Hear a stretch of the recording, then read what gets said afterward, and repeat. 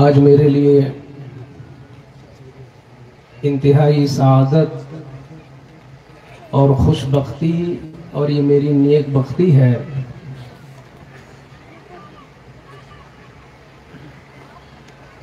کہ اس پورے کشمیر پر دین و سنیت اور مسلک کے حوالے سے جس ہستی کا بڑا عظیم احسان ہے اور جن کے کام کی خوشبو آج بھی محسوس ہو رہی ہے، میری مراد عارف باللہ حضور تاج الاسلام رحمت اللہ علیہ ہیں۔ آج وہ ہماری نگاہوں کے سامنے نہیں ہیں، مگر ان کے علم اور ان کے عمل اور ان کے اخلاق کے سچے وارث اولاد رسول حضور سید کا عظیم حصہ ہے کہ میں اسی عظیم ہستی کی موجودگی میں آپ سے مخاطب ہوں، اور مجھے ہم نوالا ہونے کا اور ہم مجلس ہونے کا بھی موقع ملا اور ان کی موجودگی میں اپنا سبق سنانے کا بھی موقع مل رہا ہے۔ دن تو ڈھل چکا ہے، مگر آپ حضرات کی پیشانیوں سے ایسا لگ رہا ہے کہ دن ڈھلا ہے۔ کل سے لے کر آج تک اس پروگرام کا ہر حصہ کامیاب ہے۔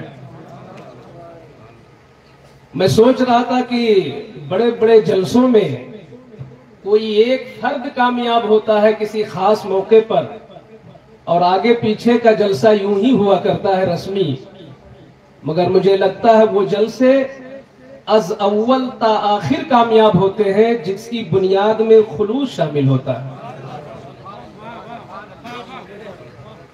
اور ایک اس جلسے کی انفرادیت یہ ہے کہ اس پورے علاقے کے ائمہ اکرام، علماء دین، مسلک کی خدمتیں انجام دینے والے حفاظ قراء، یہ اس انداز میں شریک ہے کہ سب کا احساس یہ ہے کہ یہ میرے مسلک کا جلسہ ہے،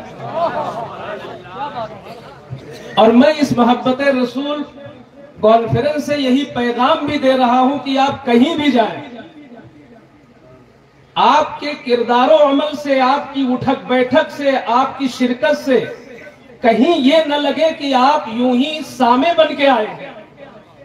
آپ اس جلسے کے ممبر بن کے جائیں، اور ہر سنی کو یہی احساس کرانا چاہیے کہ یہ مفتی بشارت کا جلسہ نہیں ہے، یہ مسلک اعلیٰ حضرت کا جلسہ ہے، جس کے ہم بھی ایک، اگر یہ احساس زندہ رہے تو جلسے فلاح نہ ہو۔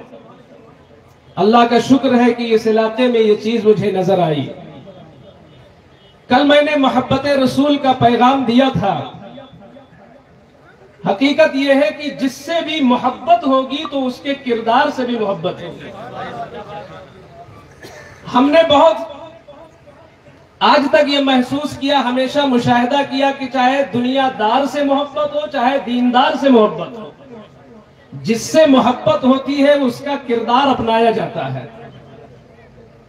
کچھ لوگ آپ دیکھتے ہیں نا کہ کسی کا بال پسند آیا تو اس انداز میں بال بھی رکھ لیتے ہیں، بعض لوگ کپڑوں کی نقل کرتے ہیں، بعض لوگ بولنے کی نقل کرتے ہیں، نعت پڑھنے کی نقل کرتے ہیں، تو یہ سب کہاں سے نکلتا ہے؟ پہلے اس سے محبت ہوتی ہے، پھر اس کی اداؤں سے محبت ہوتی ہے۔ تو اللہ کا شکر ہے کہ یہ محبت رسول کانفرنس ہے۔ اگر حقیقت میں ہمارے اس قلب میں اللہ نے اپنے فضل خاص سے حضور کی محبت عنایت کی ہے، تو اب ہم کوشش کریں کہ حضور کے کردار و اخلاق سے بھی ہمیں محبت ہو۔ سبحان اللہ۔ اور محبت ہوگی تو خود بخود وہ کردار آپ کی زندگی کا حصہ بن ہی جائے گا۔ کیسا کردار تھا میرے آقا کا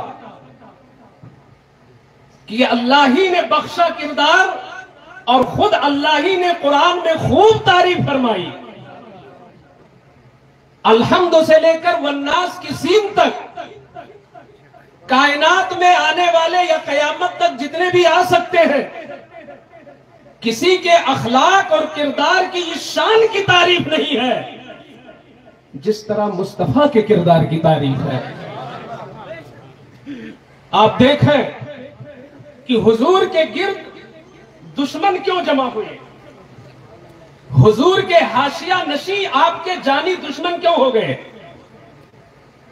جو آپ کو مجنو کہتے تھے وہ آپ کے قدموں میں جھکنے والے کس بنیاد پر بنے؟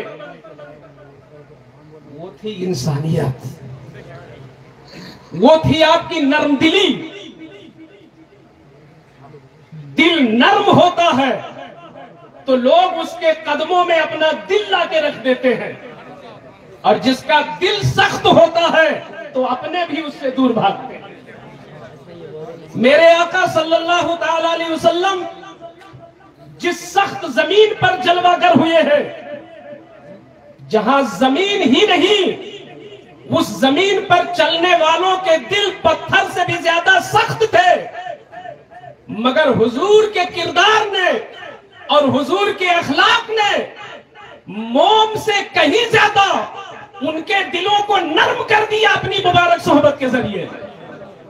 اور کائنات اگر آپ کے پاس اکٹھا ہوئی تھی تو وہ صرف آپ کا حسن اخلاق تھا۔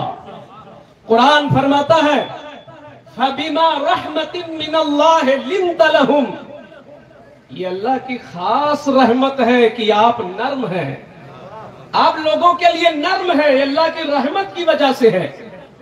وَلَوْ كُنْتَ فَظًّا غَلِيظَ الْقَلْبِ لَانفَضُّوا مِنْ حَوْلِكَ، اگر آپ کے مزاج میں سختی ہوتی اور آپ کا مزاج سخت ہوتا اور آپ کا دل سخت ہوتا تو آپ کے چاروں طرف یہ بیٹھتے نہیں، آپ کے پیچھے پیچھے بھاگتے نہیں۔ یہ حبشہ سے بلال حبشی کیوں آ رہے ہیں؟ یہ فارس سے سلمان فارسی کیوں آ رہے ہیں؟ مصطفیٰ آپ کا اخلاق بڑا عمدہ ہے، آپ کا کردار بڑا اچھا ہے۔ دشمن بھی آپ کا دوست کیوں بن رہا ہے؟ آپ کی رواداری کی بنیاد پر، آپ کی بے مثال انسانیت کی بنیاد پر، آپ کے حسن اخلاق کی بنیاد پر۔ حضرات، آج ہمارا اخلاق یہ ہے، میں خود اپنے کو کہوں، شاید میری زندگی کا کوئی ہفتہ نہ خالی ہو کہ جب کہیں نہ کہیں اشارے اور کنایے میں ہم نے کسی سے انتقام نہ لے لیا ہو۔ میں تو منبروں پر کہیں کہیں مشاہدہ کرتا ہوں کہ لوگ اشارے اور کنایے میں کسی کو نہیں بخشتے، یعنی حسن ظن کا ماحول ہی ختم ہو گیا۔ ہم نے کسی اور زاویے سے کوئی جملہ کہا، اچھے اور حسن محمل پر اسے نہیں رکھا جاتا، کہیں نہ کہیں اسے دوسرے ماحول پہ رکھ دیا جاتا اور آدمی اس کا بدلہ لے لیتا ہے۔ یہ ہم ہیں داعیان اسلام، ہم ہیں مبلغین اسلام، ہم ہیں خطبہ اسلام، قیادت کا نعرہ ہم لگانے والے ہیں، ڈنکا ہم بجانے والے ہیں، مگر میرا دن نہیں خالی جاتا جب ہم کسی سے بدلہ نہ لے لیں۔ ماحول تو اتنا خراب ہو گیا کہ آج اپنے شاگردوں سے بھی بہت سوچ سمجھ کے بولنا پڑتا ہے۔ آپ چاہیں کہ ہم جس طرح خطاب کر دیں ان سے تو ممکن ہے کہ آپ کا تلمیذ اور آپ کا شاگرد آپ کو نہ بخشے۔ امام مقتدی سے خائف، استاد شاگرد سے ڈر رہا ہے، باپ اپنے بیٹے سے سہما رہتا ہے، کہیں کوئی ایسا جواب نہ آ جائے۔ کوئی کسی کو نہیں بخشتا، ہر ایک کسی نہ کسی سے انتقام لینے کی جرات کر بیٹھتا ہے، مگر واہ رے مسلمان کی قسمت اور ہر مومن کا نصیبہ۔ میں تو کہتا ہوں کہ اس بات کو سوچ کر ہمیں روزانہ سجدہ شکر ادا کرنا چاہیے کہ اللہ نے ہمیں اس محبوب کا دامن بخشا ہے اور اس نبی کا کلمہ پڑھنے کا ہمیں شرف بخشا ہے کہ جس نے پوری زندگی نہ اپنوں سے انتقام لیا نہ غیروں سے انتقام لیا، جس کی زندگی میں انتقام ہی نہیں ہے۔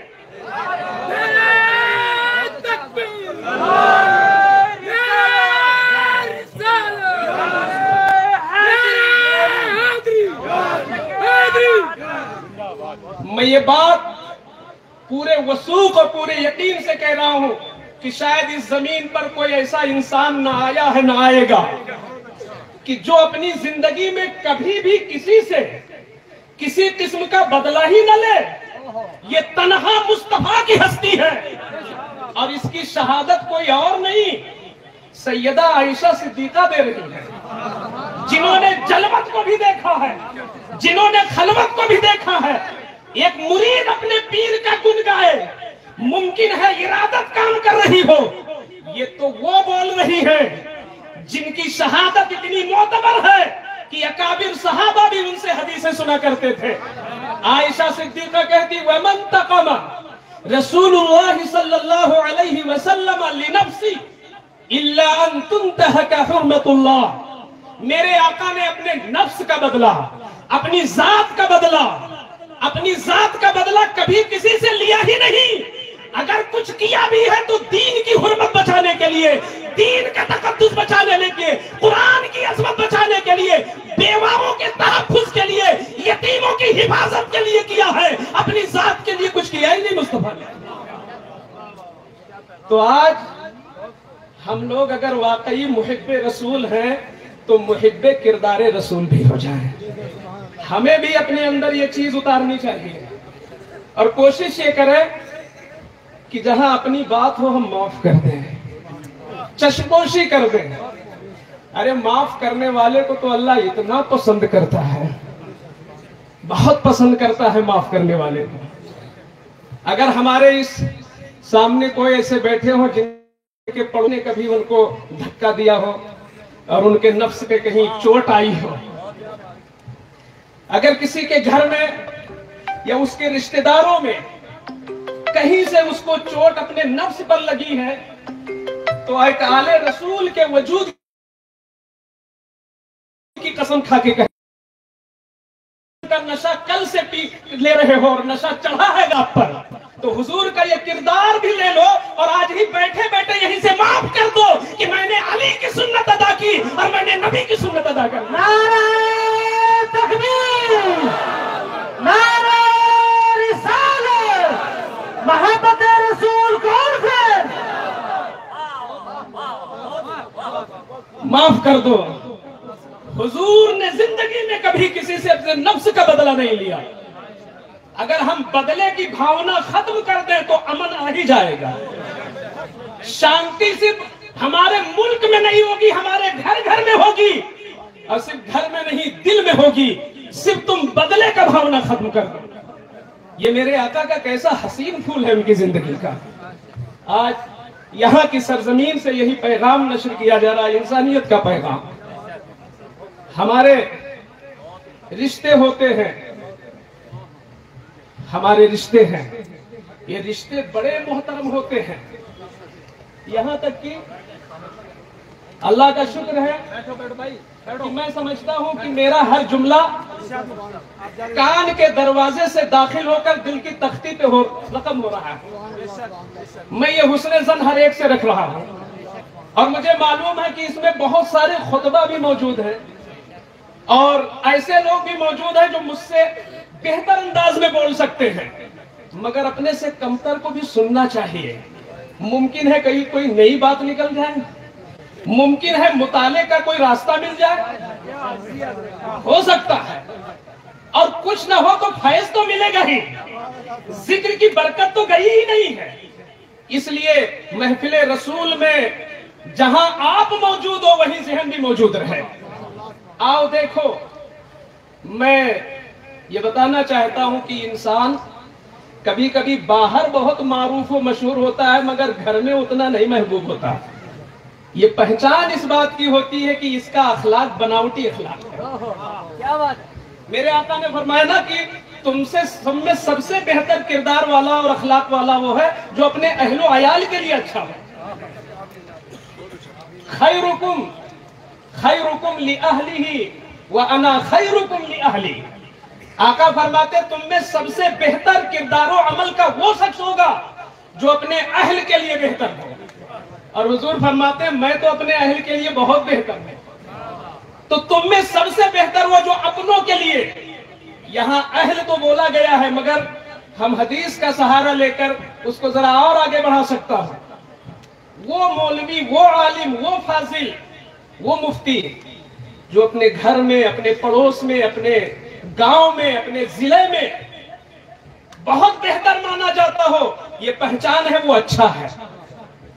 جس کے کردار کا گن اس کے گھر والے گا رہے ہوں، ظاہر سی بات ہے گھر والے یوں ہی تعریف نہیں کرتے ہیں. آپ ذرا دیکھو میرے آقا صلی اللہ علیہ وسلم پر جو پہلی وحی اتری غار حرا میں، جب پہلی وحی اتری تو ظاہر سی بات ہے آقا کی حقیقت نور ہے اور لباس بشری ہے. اللہ نے بہت ساری حکمتوں کے پیش نظر اللہ کو مصطفیٰ کو بشری لباس عطا فرمایا. تو جب فرشتہ وحی کا بار پہلی بار لے کر کے غار حرا میں حاضر ہوا پیغمبر کے سامنے، تو ظاہر سی بات ہے ایک تو فرشتے کی ملاقات اور دوسری بار وحی. تو آقا کریم کی پیشانی سے پسینہ اور اس قدر اندرونی گھبراہٹ ہوئی کہ میرے آقا صلی اللہ علیہ وسلم کو یہ خدشہ ہو گیا کہ کہیں ایسا تو نہیں کہ میرا جو مشن ہے دین، اخلاق، اسلام کو پوری دنیا میں پھیلانا، کہیں یہ مشن میرا رک نہ جائے بیچ میں. توجہ مفتی صاحب قبلہ، آپ کا بھی ایک مشن ہے اور مشن سے لگاؤ اتنا ہوتا ہے کہ انسان خواب میں بھی اپنے مشن ہی کی بات کرتا ہے. یہ ایسا آدمی کامیاب ہو کے رہتا ہے. وہ جنگل میں منگل، جس کو اپنے مشن، ہم لوگوں کا بھی مشن ہے نا، یہ ان کا تنہا نہیں. اگر معین السنہ سے سنت کا پیغام نشر ہو رہا تو ہم سب اس کے ممبر ہیں، ہم سب اس کے ممبر ہیں. تو آقا کریم جب واپس آئے غار حرا سے تو خدیجہ سے فرمایا قد خشیت علی نفسی، مجھے تو اپنی جان کا ڈر لگ گیا. ایسا لگتا ہے کہ شاید وقت سے پہلے خالق حقیقی سے کہیں مل نہ لوں، اور یہ مشن جو انسانیت کا مشن ہے، محبت کا مشن ہے، امن کا مشن ہے، اسلام مذہب کہیں نہ پہنچا سکوں مکمل طور پر اور پہلے ہی چلا نہ جاؤں. تو خدیجۃ الکبریٰ نے کیا جواب دیا تھا وہ بہت سارے لوگ جنہوں نے بخاری پڑھی ہے یا پڑھائی ہے وہ جانتے ہیں، مگر میں سبق تازہ کر رہا ہوں وہ بھی سن لیں. خدیجۃ الکبریٰ جو آپ کی اہلیہ ہیں، اور میری یہ بات اگر لائیو بہت ساری خواتین ہماری ماں بہنیں سن رہی ہوں تو میں انہیں بتاتا ہوں آپ بھی اپنے شوہر کے لیے ایسی ہی تسلی کا جذبہ رکھو جو خدیجۃ الکبریٰ نے پیش کیا ہے. صرف اپنے شوہروں کو تانا نہ دو، صرف اپنے شوہروں کو تانا نہ دو کہ فلاں نے اتنا مہنگا دیا تم کیا کر رہے ہو. اپنے شوہر کا مشن دیکھ لینا، اپنے شوہر کا ٹارگٹ دیکھ لینا وہ کر کیا رہا ہے. خدیجۃ الکبریٰ کہتی ہے کلا لا یخزیک اللہ ابدا، ہرگز نہیں، اللہ آپ کو رسوا کر ہی نہیں سکتا. اب میں الفاظ کو ذرا سادہ کرنے کی کوشش کر رہا ہوں کہ بہت زیادہ گاڑھا نہ ہو. میں یہ کہنا چاہتا ہوں حضور کا فرمان کیا تھا اور عائشہ کا جواب کیا ہے، دونوں میں کیا ملاپ ہے. آقا نے فرمایا کہ لگتا ہے مشن مکمل نہیں ادا کر پاؤں گا، پہلے چلا جاؤں گا دنیا سے، مجھے جان کا خوف ہے. تو کہنا چاہیے نہیں اللہ آپ کو لمبی عمر دے گا، یہ جواب تھا. مگر عائشہ جو صدیقہ نے، جو خدیجۃ الکبریٰ نے جواب دیا وہ کہا کہ ہرگز نہیں، اللہ آپ کو رسوا نہیں کرے گا. کیا مطلب؟ سوالے دیگر جوابے دیگر، یہ کیا مسئلہ؟ حضور فرما رہے کہ میری موت نہ ہو جائے اور خدیجۃ الکبریٰ کہہ رہے اللہ آپ کو رسوا نہیں کرے گا. مطلب یہ ہے کہ اگر کوئی مشن لے کے اٹھے اور اس کا مشن مکمل نہ ہو تو آدمی رسوا ہو جاتا ہے. اگر اس کا مشن آگے نہ بڑھے تو جو معاندین ہیں، جو دشمن ہیں، ان کی نگاہ میں رسوائی کا سبب ہے کہ بہت بڑا راہ گلاب رہا تھا کچھ کر نہ سکا، بڑے کروں پھر سے آیا تھا کچھ کر نہ سکا. تو اس تناظر میں خدیجہ کہہ رہی ہیں اے پیغمبر آپ دنیا میں امن کا مذہب لے کے آئے ہیں، آپ شانتی کا مذہب لے کے آئے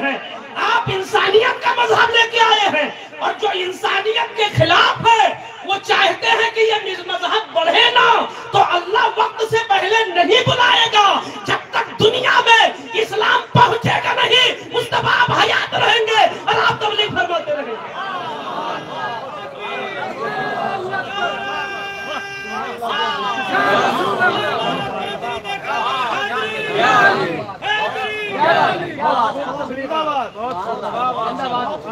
تو اس لیے اگر کوئی انجمن بھی قائم کرو تو اسے اتنی اونچی منزل تک لے جاؤ، اپنی توقع سے زیادہ بیچ میں ہاتھ ہٹا لینا یہ رسوائی کا سبب ہوتا ہے۔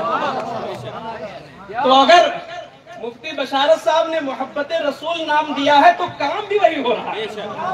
یہ نشے بتا رہے ہیں کہ ہاں محبت ہی نشر ہو رہی ہے، امن کو عام کیا جا رہا ہے یہاں پر۔ اس کے بعد اللہ آپ کو رسوا کیوں نہیں کرے گا، اس کی دلیل آگے ہے۔ آپ اس پر توجہ دیکھیں کہ گھر کے لوگ جب آپ سے اتنا متاثر ہو جائیں اور خاص کر بیوی جب اس قدر متاثرہ ہو جائے تو سمجھو ہاں میرا کردار ٹھوس ہے۔ خدیجہ کہتی ہے انکا لتصل الرحمہ، انکا لتصل الرحمہ وتحمل الکلہ وتکسب المعدومہ وتقری الضیفہ وتعین علی نوائب الحق۔ اللہ اللہ، یہ ایک زمین پر وہ اہلیہ ہے، ایک بیوی ہے، نہ اس بیوی کی کوئی مثال اور نہ اس شوہر کی کوئی مثال۔ مجمع عام نہیں ہے کہ وہاں مبالغہ کر رہی ہو، کوئی مخاطب اور نہیں ہے کہ ملاوٹ ہو رہی ہو، تنہا حضور سن رہے ہیں اور خدیجۃ الکبریٰ کہہ رہی ہیں اللہ آپ کو رسوا اس لیے نہیں کرے گا کہ آپ رشتہ داروں کے ساتھ سلوک بہت اچھا کرتے ہیں۔ آپ رشتہ داروں کے ساتھ سلوک بہت اچھا کرتے ہیں۔ حضرات ہم نے اس سے یہ معنی لیا کہ ایک تو رشتہ داروں کے ساتھ سلوک اچھا کرنا چاہیے، یہ حضور کی سنت، اور دوسری چیز یہ ہے کہ تم رشتہ داروں کے ساتھ سلوک اچھا کرو گے تو دنیا میں رسوا نہیں ہوگے۔ یہ بھی پیغام ملا، اگر تم کو عزت کمانا ہے، اگر تم کو حقیقت میں عزت چاہیے تو اپنے رشتوں سے محبت شروع کر دو۔ ارے چچا خوش ہوگا تبھی بیٹے کی اچھی شہرت ہوگی، تمہارا ماموں خوش ہوگا تبھی بھانجے کا اچھا ولولہ ہوگا چاروں طرف۔ رشتہ داروں کو خوش رکھنا یہ عزت کا سبب ہے اور ان کو ناراض کرنا یہ رسوائی کا سبب ہے۔ میں یہاں کھڑا ہوں کتنی بھی اچھی تقریر کر دوں، لیکن اگر کوئی ہمارے گاؤں بھوپت پور ضلع بہرائچ شریف جہاں کے حضور سید عارف میاں صاحب قبلہ، یہ مجھے فخر حاصل ہے کہ اس عظیم ہستی کے دیار کا ایک مرجھایا ہوا پھول میں بھی ہوں۔ تو اگر کوئی میرے گاؤں میں جائے اور میرا سگا چچا کچھ کہہ دے اچھا وہ چلو ٹھیک ہے، اگر وہ اپنے انداز ہی سے بتا دے کہ وہ مجھ سے خوش نہیں ہے تو یہ میری ساری تقریر آپ کے جو ذہن میں تھی وہ سارا اثر دور ہو جائے گا۔ لیکن اگر آپ وہاں جا کر کے یہاں سے زیادہ تعریف وہاں سن لیں تو پھر کیا کہنا، میں آپ کے دل میں بس جاؤں گا۔ تو رشتہ داروں کے ساتھ اچھا سلوک یہ عزت کا سبب ہے، اور رشتوں کو کاٹنا اور توڑنا یہ رسوائی کا سبب ہے۔ جو اپنے رشتوں سے بھاگے گا وہ کہیں نہ کہیں رسوا ضرور ہوگا۔ اس لیے حضور نے رشتوں سے محبت کیا۔ آج محبت رسول میں رشتوں کی محبت کی بات کہی جا رہی ہے۔ آپ کے بھی ہوں گے نا؟ ہاں اگر مذہب الگ ہے ہم اس کی بات نہیں کرتے، لیکن اگر وہ بھی صاحب ایمان ہے، اور ہم تو کہتے ہیں ماں اگر بدل بھی جائے تو بھی تو حسن سلوک کا حکم ہے، اور ہاتھ پکڑ کر عبادت خانہ تک پہنچانے کا بھی حکم ہے۔ رشتوں کا اس قدر دخل ہے اسلام کے اندر، تو اگر ہم یہ دیکھتے ہیں تو ہمارے پورے ہندوستان میں ظاہر سی بات ہے کہ کم سے کم درجہ ہمارا اتنا تو ہے کہ جو بھی ملک ہند کی زمین پر رہتا ہے تو ملکی اعتبار سے ہمارا بھائی ہے، اور ملک کے اعتبار سے ہمارا اس کا رشتہ ہے۔ ہم اپنی زمین پر ہم اپنی زمین پر دہشت گردی نہیں پسند کرتے. کوئی بھی شخص اپنے گھر میں دہشت گردی پسند نہیں کر سکتا. ہم مسلمان پورے ملک کو اپنا گھر جانتے ہیں. آپ اسلام کو غور سے تو پڑھو. اسلام کہتا ایک جان کو بغیر قصور کے کسی نے مار دیا تو گویا اتنا بڑا گناہ کیا کہ پوری انسانیت کا گلا اس نے گھونٹ دیا. یہ ہے مسلمان جو ملتے ہیں تو بھی سلامتی کی دعا کرتے ہیں اور تمہارے پاس سے رخصت ہوتے ہیں تو بھی السلام علیکم کہہ کے تب رخصت ہوتے ہیں. ہماری صبح و شام امن ہے, ہمارا ملنا ملانا امن ہے. تو خدیجۃ الکبریٰ کہتی یا رسول اللہ آپ رسوا اس لیے نہیں ہوں گے کہ آپ رشتہ داروں کے ساتھ سلوک بہت اچھا کرتے ہیں, اور دوسرا کام کیا کرتے ہیں, وَتَحْمِلُ الْكَلَّ, نادار جس کا کوئی نہ ہو دنیا میں, نہ گھر ہے نہ مکان ہے, یوں ہی فٹ پاتھ پہ پڑا ہے, وہ کل ہے, الکل نادار ہے. تو خدیجہ کہتی ہیں کہ آپ ایسے ناداروں کو چن چن کر ان کی خدمت کرتے ہیں, اس لیے رسوا نہیں ہوں گے. اے میرے سامعین, اگر تمہارے پڑوس میں, تمہارے گاؤں میں, بستی میں, خاص کر رشتوں میں کوئی نادار ہو تو حضور کی یہ سنت یہاں سے لے کے جاؤ کہ اس نادار کا بوجھ اٹھا لو. اگر تمہیں اللہ نے نوازا ہے تو تمہارے 3 بیٹے ہیں تو کسی غریب کا بیٹا اپنا بیٹا مان لو تاکہ حضور کی سنت ادا ہو جائے اور دنیا میں عزت پا جاؤ. تم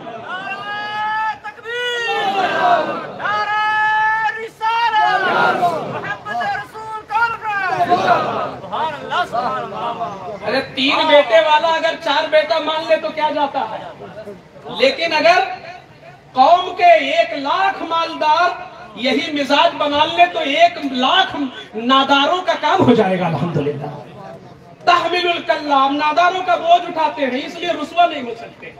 اور دوسری چیز آگے کہتی ہیں وَتَقْسِمُ الْمَعْدُومَ, جو چیز کسی کے پاس ہونا جو کہیں مارکیٹ میں نہ ملتی ہو.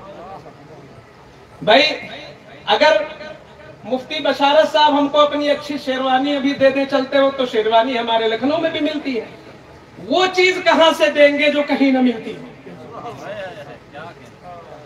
آپ اپنی اچھی ٹوپی تو محبت میں دے سکتے ہیں لیکن وہ چیز جو کہیں نہ ملے یہ حضور ہی کی شان ہے, یہ حضور ہی کی شان ہے. تو خدیجہ کہتی آپ وہ چیز بھی دیتے ہیں جو کہیں نہ ملے, یعنی آپ بد اخلاق کو خوش اخلاقی دیتے ہیں, آپ کمزور کردار والے کو ٹھوس کردار عطا فرما دیتے ہیں, آپ جھوٹے کو سچائی عطا فرما دیتے ہیں, آپ ظالم کو عادل بنا دیتے ہیں, آپ باغی کو محب بنا دیتے ہیں. تو یہ بھی تو پیغام ملا, ہم بھی یہ کوشش کریں اپنے محلے میں, ہم صرف مدرسوں میں اتنا گھر کے نہ رہ جائیں کہ 40 بچوں کو پڑھا دیتے ہیں. اگر ہمارے بغل میں کوئی ظالم صفت ہے تو حضور کے طریقے کو اپنا کر اسے عادل بنا دیں, ہم یہ کردار ادا کریں. تو الحمدللہ محبت رسول کانفرنس کا جو اصل مشن ہے یہ اس وقت ہوگا جب یہاں سے اٹھنے کے بعد بھی ہم کوششیں کرنا شروع کر دیں, محلے محلے, بستیوں بستیوں میں, ضلع ضلع میں. جب یہی چیز جو پیغمبر نے مکہ سے لے کے مدینہ تک کیا ہم لوگ اپنے گاؤں میں کریں. اور فرماتی ہیں خدیجہ وَتَقْرِ الضَّيْفَ, وَتَقْرِ الضَّيْفَ, آپ مہمانوں کی مہمان نوازی بھی کرتے ہیں. گویا مہمان نوازی سے عزت ملتی ہے, یہ خدیجہ نے کہا اور حضور نے سن کر تو مہر لگا دی. اگر مہمان نوازی کرنے سے عزت نہ ملتی تو آقا کہتے خدیجہ یہ کیا کہہ رہی ہو, مہمان نوازی کرتا ہوں تو عزت کیوں ملے گی. گویا مہمان خوش ہو جائے اور مہمان کے دل کو آپ مطمئن کر دو, مہمان نوازی کرو, اس سے دنیا میں عزت ملتی ہے اور آخرت میں سرخروئی ملتی ہے. اور آخری جملہ ہے وَتُعِينُ عَلَى نَوَائِبِ الْحَقِّ, اور راہ حق میں کسی کو کوئی پریشانی آ جائے تو آپ مدد کے لیے پہلے کھڑے ہو جاتے ہیں. یہ ہم سب لوگوں کے لیے خاص طور پر ہے. راہ حق میں کوئی پریشانی آ جائے, مثلا یہ محبت رسول کانفرنس ہے نا, یہاں سے چونکہ ایک بڑا اہم پیغام نشر کرنا ہے. اب کبھی جلسے میں بدنظمی ہوتی ہے, کبھی جلسے میں کچھ پریشانیاں ہوتی ہیں, تو جتنے لوگ ہوں اس پریشانی کو اپنی پریشانی سمجھ لیں, تو گویا آپ نے راہ حق میں مدد کر دیا. صرف ٹینشن ہی ایک فرد کا نہیں ہوتا ہے. ہمارے مسلک کا جلسہ کمزور ہوگا تو جتنے مسلکی ہیں سب کمزور ہو جائیں گے. اس لیے کسی بھی محفل کو اور کسی بھی میلاد کو ہم ٹھوس بنائیں کہ یہ آقا کی نام کی ہے تو یہاں شان ہونا چاہیے, ایسا ہم ظاہر کریں. یہ حضور کی زندگی کا اخلاق ہے. یہی وجہ ہے کہ وہ بڑے دشمن جن کی دشمنی پر قرآن نے مہر لگا دی تھی, وہ بھی کلمہ پڑھنے پر مجبور ہو گئے تھے. اجازت ہو تو میں عرض کر دوں چلتے چلتے. قرآن کا 6واں پارہ ہے. اللہ فرماتا ہے لَتَجِدَنَّ أَشَدَّ النَّاسِ عَدَاوَةً لِلَّذِينَ آمَنُوا الْيَهُودَ. اس روئے زمین پر مسلمانوں کا سب سے بڑا دشمن یہودی ہے. اس زمین پر مسلمانوں کا سب سے بڑا دشمن یہودی ہے. یہ قرآن نے مہر لگا دی. اب میں دکھاتا ہوں حضور کا کردار کہ کردار رسول نے یہودی کو کلمہ کیسے پڑھایا, اور وہ بھی عامی نہیں پڑھا لکھا یہودی, بلکہ دین یہودیت کا مفتی اعظم. اپنے زمانے میں وہ مرجع یہودیت تھا, یہودی مسلک کا سب سے بڑا عالم. ایک وقت آیا کہ دین کی نشر و اشاعت کے لیے صحابہ کرام میدان میں پہنچے تھے. اتنی شدت کی پریشانی آئی کہ ایک لقمہ کھانے کو نہیں. پیغمبر اسلام کے پاس صحابہ نے عرض کیا حضور کہیں سے ادھار ہی لے لے, قرضہ لے لے, تاکہ کم سے کم ہم لوگ جی تو لے. کم سے کم یا رسول اللہ فلاں یہودی کے پاس مال ہے, آپ اگر کہہ دیں گے تو وہ دے دے گا قرضے پہ. حضور نے بلایا, نام تھا اس کا زید ابن سانا.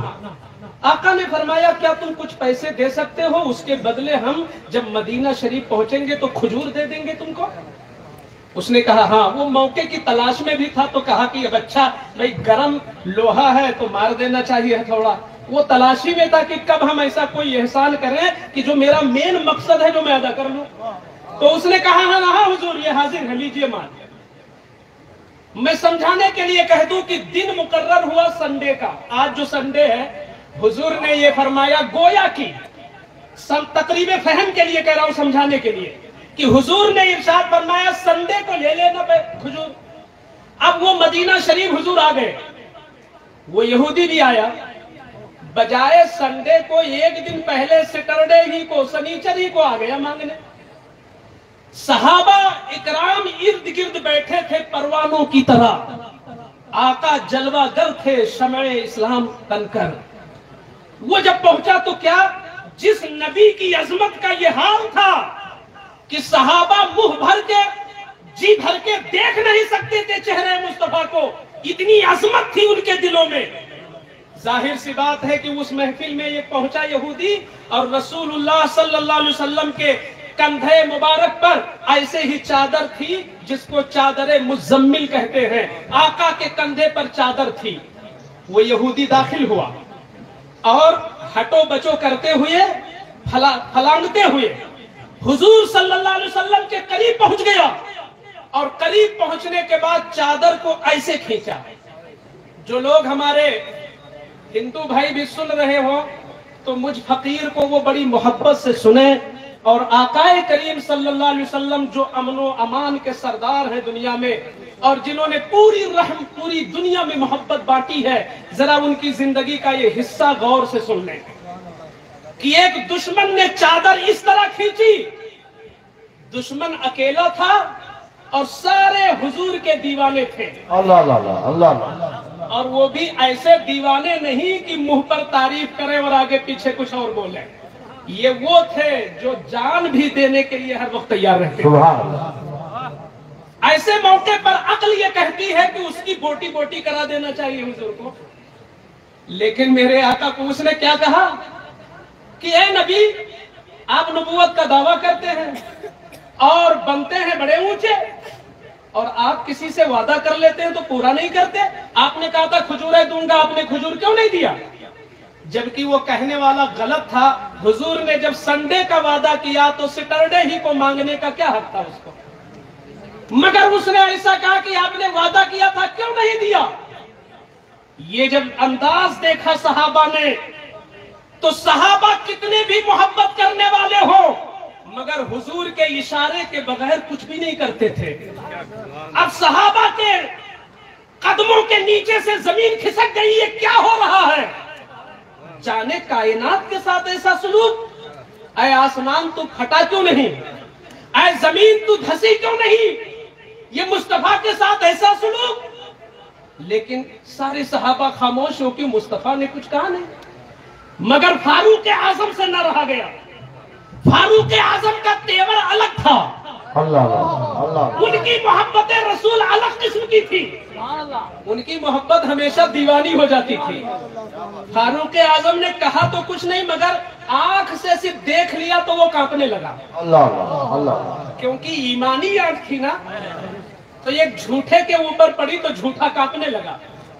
جب کانپنے لگا تو حضور کا ذرا کردار دیکھو، کردار دیکھو، کردار دیکھو۔ اللہ۔ پیر بننے سے پہلے کردار لے لو، کسی سے خلافت لینے سے پہلے کردار لے لو۔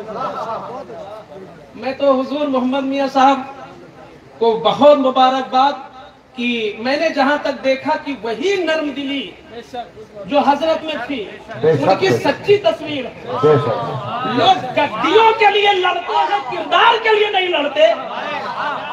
واہ واہ ارے کردار اپنا لو، گدی مل جائے گی۔ کیا بات حضور صلی اللہ علیہ وسلم کا کردار ذرا دیکھو کہ کوئی صحابی کچھ نہیں بولا، عمر بولے نہیں، صرف دیکھ لیے، تو کم سے کم حضور کو خوش ہونا چاہیے کہ کم سے کم ایک صحابی نے تو وفاداری دکھائی، یہ عقل کہتی ہے۔ مگر حضور نے پیٹھ تھپتھپائی نہیں ان کی، بلکہ پکڑ کیا۔ اے عمر، تم نے یہ انسانیت کے خلاف کیوں قدم اٹھا دیا؟ مانا کہ اس کا مذہب الگ ہے مگر انسان تو ہے، وہ انسان ہے، انسان۔ تم نے ایک انسان کا دل توڑ دیا، تم نے ایک انسان کا دل دکھا دیا۔ اب میں بحیثیت نبی پیغمبر آرڈر کرتا ہوں، اس کی جتنی کھجوریں میرے ذمے ہیں فوراً تول کے دی جائے، اور کچھ کھجوریں بڑھا کے بھی دے دی جائے تاکہ دل پر جو چوٹ آئی ہے اس پر مرہم ہو جائے۔ میں آج کے حساب سے کمپیئر کرتا ہوں، ہندوستان سے لے کے امریکہ تک کوئی بھی صاحب کردار لے کے آ جاؤ، اگر اس کے چاہنے والے ہوں اور اس کے بیچ میں ایک آدمی گستاخی کر دے تو واپس نہیں آ سکتا ہے، واپس نہیں آ سکتا۔ واہ رسول اللہ کی انسانیت کہ اپنے ہی مرید کو جھٹکا دے رہے ہیں، کہہ رہے تم نے انسان کا دل دکھایا، ارے کھجور فوراً دو اور کچھ انعام بھی دے دو تاکہ دل پر جو چوٹ آئی ہے وہ ختم ہو جائے۔ فاروق اعظم نے جلدی کیا اور کھجور تولنا شروع کر دیا۔ اب زید ابن سانا تو حیرت کی تصویر بن کے کھڑا ہے۔ اس نے سوچا تھا جب گھر سے چلا تھا تو اپنی بیوی سے کہہ کے آیا تھا آج بہت بڑا قدم اٹھانے جا رہا ہوں، تو بیوہ ہو سکتی ہے۔ جب گھر سے چلا تھا تو اپنے بچوں کو سمجھا کے آیا تھا ممکن ہے یہ آخری دیدار ہو، بچوں یتیمی کی زندگی گزار لینا، آج ایک بہت بڑا کام کرنے جا رہا ہوں۔ اس نے سوچا تھا مار ڈالا جاؤں گا، مگر جب دیکھا کہ انعام لے کے گھر جانا ہے تو وہ کانپنے لگا۔ پہلے کانپا تھا کچھ اور سے، اب رسول کی محبت میں کانپنے لگا، سبحان حضور کے کردار سے کانپنے لگا، حضور کی عزت افزائی سے کانپنے لگا۔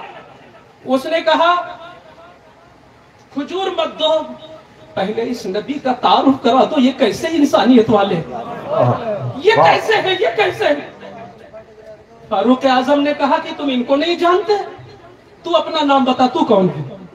اس نے کہا میں تو زید ابن سانا ہوں، یہودیوں کا بڑا پکا عالم ہوں، میں مجھ کو نہیں جانتے، میں یہودیوں کا سردار ہوں۔ तो उमर ने कहा कि तूने कुरान तो नहीं पढ़ा होगा मगर तौरात का मुताला तो है, क्या इस नबी की तारीफ तौरात में नहीं है? जब तौरात पढ़ा है तो हुजूर की गुस्ताखी क्यों किया? तो उसने कहा उमर अब हकीकत सुन लो, मेरा मकसद गुस्ताखी करना नहीं था, मेरा मकसद तो ईमान लाना था।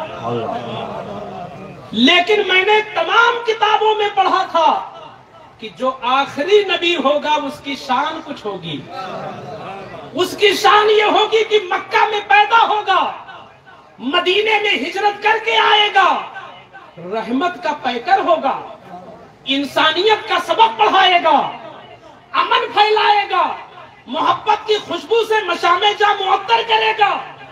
और एक उसकी खास पहचान होगी कि अगर कोई उस पर जुल्म करेगा तो वो मोहब्बत से जवाब देगा।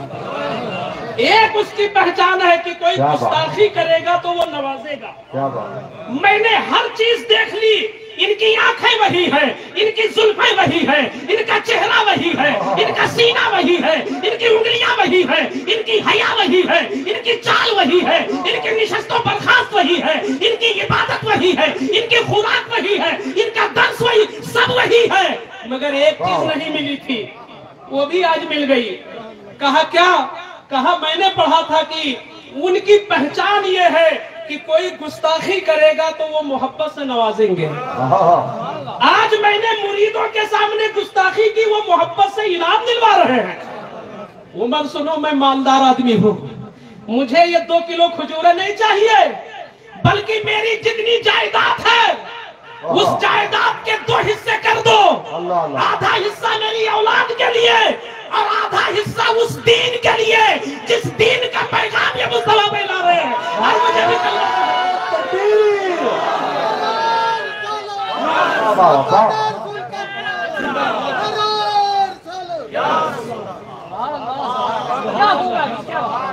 इसको कहते हैं किरदार।